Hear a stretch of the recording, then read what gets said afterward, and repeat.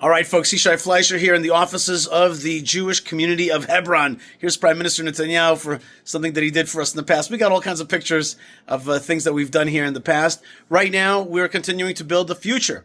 And so check out this segment that I did on ILTV for our Hebron Fund fundraiser, our cause match, where all donations are double. That's happening right now.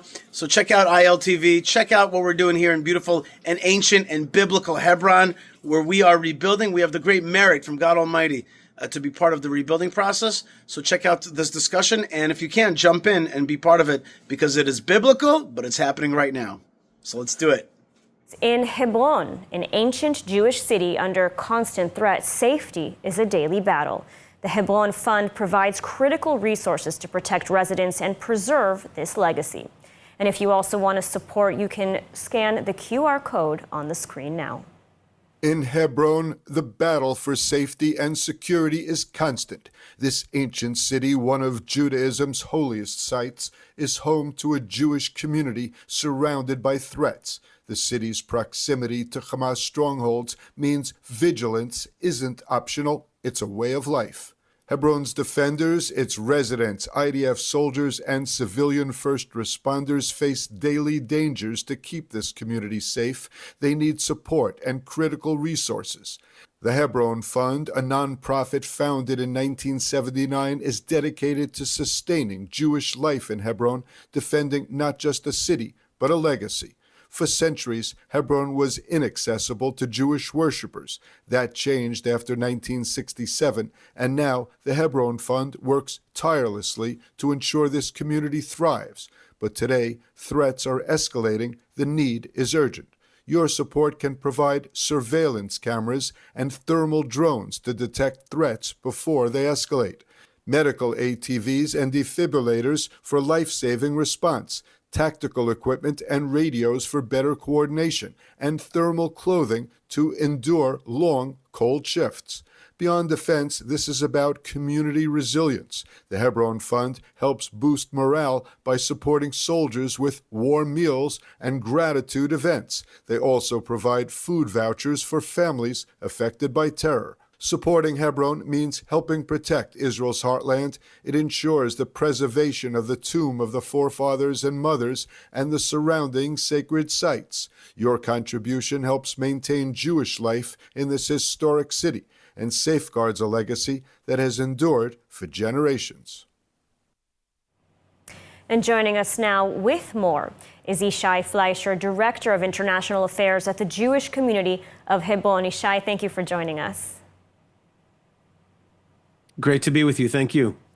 So can you shed some light on what kinds of challenges Hebron's residents, soldiers, and first responders face, especially given the high number of Hamas supporters in that area?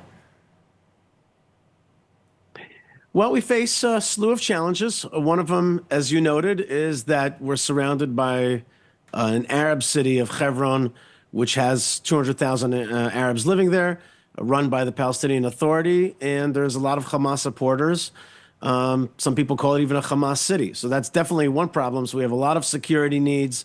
We have, a whole army that defends not just the Jewish community of Hebron, but all the visitors that Jews and people around the world who want to come and connect with the tomb of Abraham and Sarah, Isaac and Rebekah, Jacob and Leah.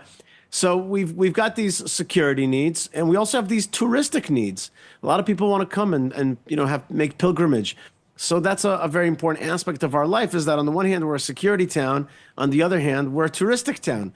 So in many ways, we mirror what Israel is, which is a country that has a security element, but wants to bring in people and connect with a lot of people. So those are some of the challenges. We're about an hour south of Jerusalem, an hour north of Beersheba, so we're a little bit by ourselves. And at the same time, we face other challenges, which is what I call the narrative war.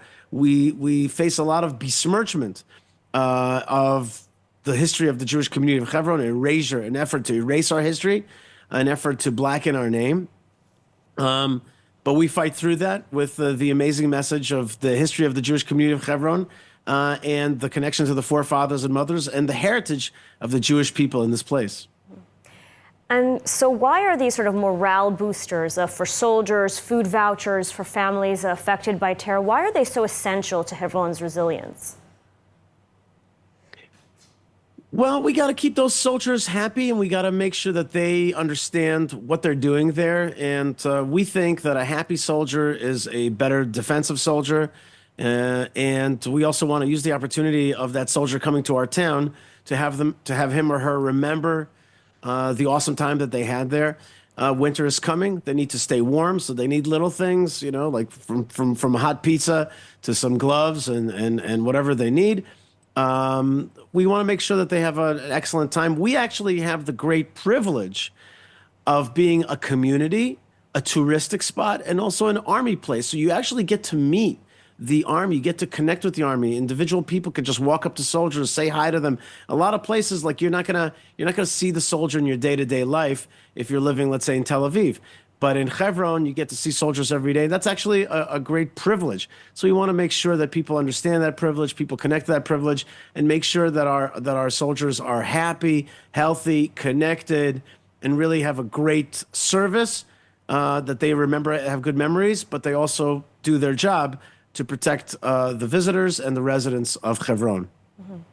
And with threats rising, how can donations help Hebron's defenders and the community stay safe and strong?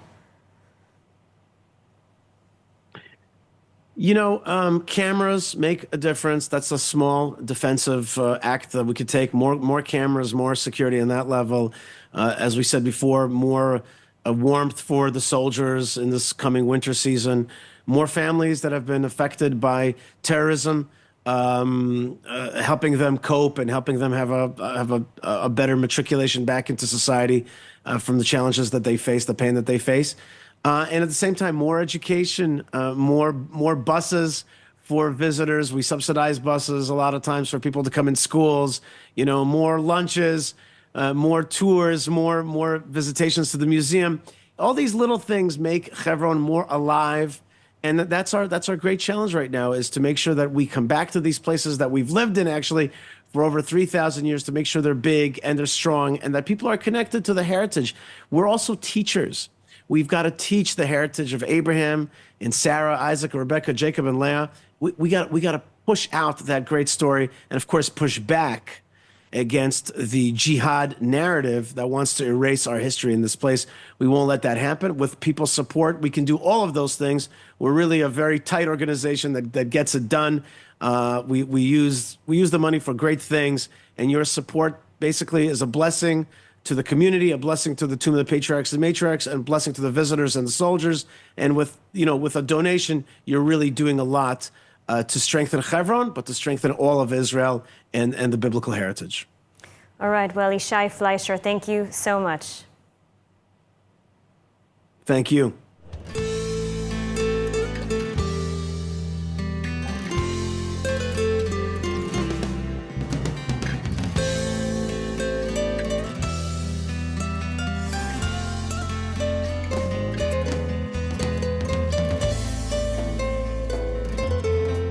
Noam, we're at a beautiful spot here overlooking the city of Hebron. And if before we were on a staircase where ancient Hebron was, Tel Hebron, the ancient site of Hebron, we see over there in the middle of the city of today, we see the Machpelah structure. This is the structure that King Herod built atop of the tombs of Abraham, Isaac, and Jacob, and the matriarchs as well.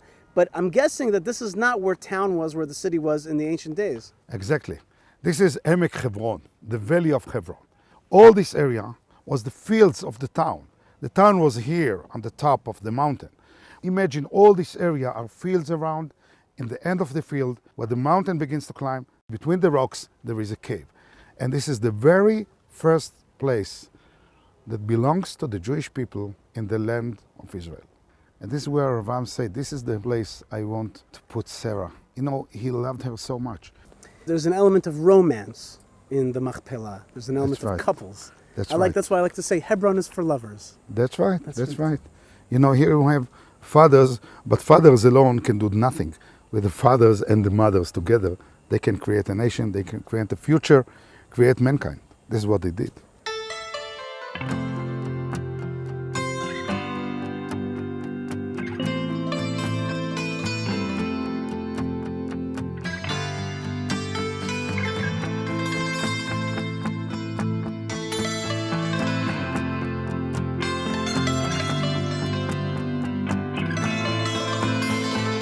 Okay, Noam, we have made it back down to the Ma'arat HaMachpelah itself, to this monumental tomb structure. We went through Abraham, why he buried Sarah here and the rest of the biblical family. We talked about Adam and Eve being here even before that. Now we're at the Second Temple period, and this strange king, Herod, decides to build this building. Who is Herod? Why does he build this? Well, Herod, as you said, quite a strange personality. Actually was a very ambitious and, by the way, a very successful king. He ruled on Judea 33 years under the Roman Empire. We have to remember one very, very basic fact. Herod was Jewish. His grandfather was converted. And as a Jewish king, he decided to eternalize and to perpetuate the Jewish heritage by building two very, very important and basic structures. One is here, atop of the cave of the Jewish fathers and mothers, to symbolize the Jewish beginning, the foundation of Jewish nation, and the other one is Temple Mount, Bet HaMikdash in Yerushalayim, which symbolizes, of course, the most important and holy place of the Jewish nation. These two structures are actually one by design. You can see the same stones today in the Western Wall, in the Kotel HaMa'aravi. Right, they look the same. They've got these frames, the framed Herodian stone. Exactly. So this is how he connected these two symbols to actually one eternal chain, beginning here, the forefathers, and going to Yerushalayim. And the most important thing is, this building is standing intact. No brick is missing. It's here as it was built 2,000 years ago. Wow. And still being used for the same purpose it was built for, to symbolize the fathers and to be a place of prayer, of worship. This Jewish magnificent structure stands here and symbolizes the Jewish eternity.